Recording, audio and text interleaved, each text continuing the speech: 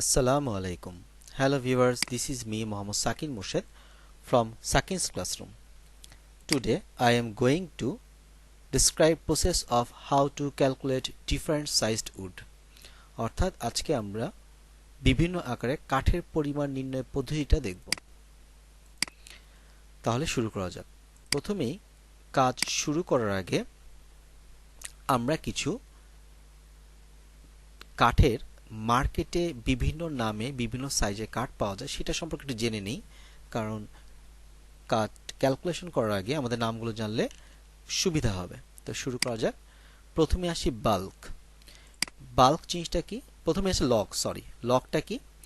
The trunk of a dead tree obtained after removal of branches is called log. It can be converted into any other or required form of timber. অর্থাৎ গাছকে কাটার পর আশেপাশে ডালপালা বা বাকল ছেটে দেওয়ার পর যে গোলাকৃতির টিম্বারটা পাওয়া যায় সেটাকে আমরা লগ বলি। এবার আসি বাল্ক। বাল্কটা সাধারণত আমরা অন্যগুলো না দেখে আমরা যে সাইজটা একটু সম্পর্কে জানি। সাধারণত ক্রস সেকশনাল ডাইমেনশন যদি 50 মিলিমিটার ইন্টু 50 মিলিমিটার এবং লেন্থ যদি 200 মিলিমিটারের বেশি হয় সেটাকে আমরা বলবো বাল্ক। এবার চলে আসি ব্যাটেন। ব্যাটেনের ক্ষেত্রে থিকনেস হবে 50 টু 100 মিলিমিটারের মধ্যে এবং ব্রেথ অর্থাৎ প্রস্থ হবে 125 মিলিমিটার থেকে 175 মিলিমিটারের মধ্যে। এবার আসি প্লাঙ্ক। প্লাঙ্কের ক্ষেত্রে থিকনেস হবে লেস দেন 50 মিলিমিটার এবং ব্রেথ অর্থাৎ প্রস্থ হবে মোর দেন 50 মিলিমিটার। এবার আসি বোর্ড। বোর্ডের থিকনেস হবে লেস দেন 50 মিলিমিটার এবং ব্রেথ হবে গ্রেটার দেন 150 মিলিমিটার। এবং পোলের ক্ষেত্রে সাধারণত ম্যাক্সিমাম ডায়ামিটার অর্থাৎ গোলাকার এটা হবে এবং ডায়ামিটার ম্যাক্সিমাম 200 মিলিমিটার। এরপরে আসি ডিল।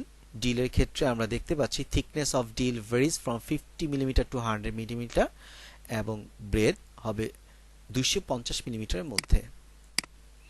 এরপর স্ক্যান্টলিং, এটার ক্ষেত্রে লেন্থটা হবে 200 মিলিমিটারের মধ্যে এবং লাস্ট ওয়ান হচ্ছে কোয়ার্টারিং, এটার লেন্থ হবে 50 মিলিমিটার থেকে 150 মিলিমিটারের মধ্যে। এগুলো হচ্ছে মোটামুটি মার্কেটে পাওয়া যায় অথবা বাজারে যে সকল কাঠের মাপ পাওয়া যায় সেই অনুযায়ী নামকরণ করা। এবার আমরা ক্যালকুলেশন প্রসেসে চলে যাই। প্রথমে আমরা যেহেতু আমরা দেখলাম এখানে সবগুলো কাঠের মধ্যে দেখলাম দুইটা সাইজ হয়, একটা রেক্টেঙ্গুলার এবং একটা সার্কুলার। প্রথমে আমরা রেক্টেঙ্গুলার শেপড যেই উড আছে সেটা আমরা ক্যালকুলেশনটা করি। প্রথমে আমরা এইরকম রেক্টেঙ্গুলার একটা কাঠের নিলাম এবং এটার উইথ যেটা এটা 4 ইঞ্চি দেওয়া আছে এবং এই পাশে যেই হাইটটা দেওয়া আছে বা থিকনেস সেটা হচ্ছে 6 ইঞ্চি এবং লেন্থ হচ্ছে 7 ফিট। অর্থাৎ প্রস্থ, থিকনেস এবং লেন্থ দেওয়া আছে। অথবা আমরা যদি বলতে পারি এটা যেভাবে বাজারে দেওয়া যায় যে একটা কাঠের ক্রস সেকশন দেওয়া আছে 4 ইঞ্চি বাই 6 ইঞ্চি এবং লেন্থ হচ্ছে 7 ফিট। তো এখানে দেখি সাইজ হচ্ছে 4 ইঞ্চি বাই 6 ইঞ্চি একটা কাঠ এবং তার লেন্থ হচ্ছে 7 ফিট। তো ক্যালকুলেশন প্রসেসটা দেখি।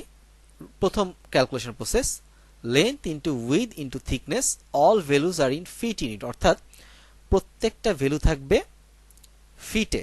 তাহলে শুধু লেন্থ, উইথ এবং থিকনেস গুণ করলে আমরা পেয়ে যাব সিএফটিতে। তাহলে দেখি 7 ফিট ইন্টু 6/12 অর্থাৎ আমরা ফিটে কনভার্ট করলাম, যেহেতু আমরা জানি 1 ফিট সমান 12 ইঞ্চি, তো 12 দিয়ে ভাগ দিয়ে ফিটে কনভার্ট করলাম। এরপর আসি 4 ইঞ্চিকে 12 দিয়ে ভাগ দিলে ফিটে কনভার্ট করলাম, অর্থাৎ উইথকে ফিটে কনভার্ট করলাম, থিকনেস ফিটে কনভার্ট করলাম। করার পর এই তিনটা ডাইমেনশন আমরা মাল্টিপ্লাই করলে পেয়ে গেলাম টোটাল কত সিএফটি কাট পাওয়া যায়। 1.167 সিএফটি কাট এখানে পাওয়া গেল। এবার রুলস 2, আমরা সাধারণত এই প্রসেসটাই বাজারে বেশি ব্যবহার করা হয় যাতে কোনো কিছু কনভার্সন করা লাগে না, অর্থাৎ ইঞ্চি এবং ইঞ্চিগুলোকে ফিটে কনভার্সন করা লাগে না, সরাসরি সূত্রে বসাই দিলে হয়। অর্থাৎ এই সূত্রটা আমরা দেখি, length into width into thickness divide by 144। এই প্রসেসটা আসলে সূত্র না বলে এটাকে আমরা একটু বলতে পারি, যেমন এখানে যেহেতু দুইটা মেজারমেন্ট ইঞ্চিতে আছে সেটাকে যদি আমরা 12 দিয়ে দুইটা ভাগ করি, দেখো 12 12 144, অর্থাৎ এই দুইটা 144ই হয়। তো সেক্ষেত্রে এটা মনে রাখার জন্য এভাবে ডাইরেক্ট এই 144টা কনস্ট্যান্ট ধরে নিয়ে কাজটা করলে খুব সহজ হয়, এই কারণে। আদারওয়াইজ দুইটা প্রসেস কিন্তু সিমিলার। যাই হোক, এই ফর্মুলা যদি বলি, এই ফর্মুলার ক্ষেত্রে আমরা উইথ এবং থিকনেস যে ক্রস সেকশন দেওয়া থাকে ইঞ্চিতে বসাই দিব এবং লেন্থটা বসাবো ফিটে। তো সেই ক্ষেত্রে আমরা যদি মানটা বসাই দেখছি 7 ফিট 6 ইঞ্চি এবং 4 ইঞ্চি, যেটাকে 140 দ্বারা ভাগ দিয়ে দিলাম। দেখা গেল এই প্রসেসেও কিন্তু কাঠের পরিমাণ সেম আসলো। তো এই হচ্ছে যে কোনো রেক্ট্যাঙ্গুলার সাইজড উড আমরা এই দুইটা প্রসেসের মাধ্যমে বের করতে পারি। এবার আসি সার্কুলার সাইজড যদি উড হয় সেই ক্ষেত্রে কি করতে পারি। তো সেই ক্ষেত্রে আমরা প্রথমে যেটা করতে হয়, অবশ্যই পরিধি অথবা সার্কামফিয়ারেন্স, এরকম একটা গোলাকার কাঠের যদি 10 ফিটের চেয়ে বেশি লেন্থ হয় কাঠের লগের, সেই ক্ষেত্রে আমাদের অবশ্যই 3টা পরিধি নিতে হবে, একটা প্রথমে, একটা মাঝে এবং একটা শেষের দিকে, অর্থাৎ ফার্স্ট সার্কামফিয়ারেন্স, সেকেন্ড সার্কামফিয়ারেন্স এন্ড থার্ড সার্কামফিয়ারেন্স আমাদের নিতে হবে। তো এই ম্যাথের ক্ষেত্রে প্রথমে C1 দেওয়া আছে 34 ইঞ্চি, C2 24 ইঞ্চি এবং C3 আমাদের দেয়া, সরি আমাদের এখানে আসলে সার্কামফারেন্সটা প্রথমে C1 30 ইঞ্চি, C2 28 ইঞ্চ এবং C3 23 ইঞ্চ দেয়া আছে। তাহলে এখন আমরা, এবং লেন্থ দেওয়া আছে, এবং লেন্থ দেওয়া আছে 17 ফিট 10 ইঞ্চি। এবার আমরা সকল মানগুলো বসায় দিলাম এখানে। লেন্থ অফ টিম্বার 17 ফিট 10 ইঞ্চি, এটাকে আমরা ফিটে কনভার্ট করলে হয় 17.83 ফিট এবং ইঞ্চিতে কনভার্ট করলে হয় 214 ইঞ্চ, অর্থাৎ এটাকে আমরা 12 দ্বারা মাল্টিপ্লাই করলে এটা পেয়ে যাই। প্রথম পরিধি যেটা ফার্স্ট সার্কামফিয়ারেন্স C1 30 ইঞ্চি দেখতে পাচ্ছি, C2 মিড পোর্শনের যে সার্কামফিয়ারেন্স 28 ইঞ্চি এবং এন্ড পোর্শন যেটা আছে 23 ইঞ্চি। এটাকে আমরা প্রথমে এভারেজ করে নিব। এভারেজ করলে C1 plus C2 plus C3 by 3 which is 27 ইঞ্চি, যেটাকে আমরা ফিটে কনভার্ট করলে 2.25 ফিট আসে। এবার আসি আমরা ফর্মুলা, এডওয়ার্ড হপাস ফর্মুলার মাধ্যমে সাহায্যে আমরা সার্কুলার সাইজড উড ক্যালকুলেশন করতে পারি। সূত্রটা দেখি, circumference into circumference into h divide by 2304। এখানে অবশ্যই পরিধিগুলো ইঞ্চিতে হবে এবং লেন্থটা হবে ফিটে। তাহলে আমরা পরিধিগুলো ইঞ্চিতে বসাই দিলাম, লেন্থ ফিটে বসানোর পর 2304 দ্বারা আমরা ডিভাইড করার পর পেলাম 5.642 CFT উড।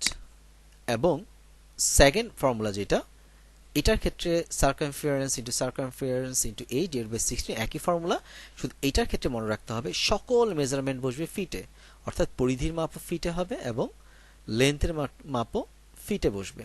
তো আমরা যদি মানগুলো বসাই দিই, অর্থাৎ সার্কামফিয়ারেন্স দেখতে পাচ্ছি 2.25 ফিট, তো এখানে 2.25 ফিট বসালাম, 2.25 ফিট ইন্টু হাইট হচ্ছে বা লেন্থ যেটাই বলি সেটা 17.83 ফিট ডিভাইড বাই 16। তো এইভাবে এই ফর্মুলাতেও আমরা যদি ক্যালকুলেশন করি দেখতে পাচ্ছি পেয়ে গেলাম 5.642 CFT।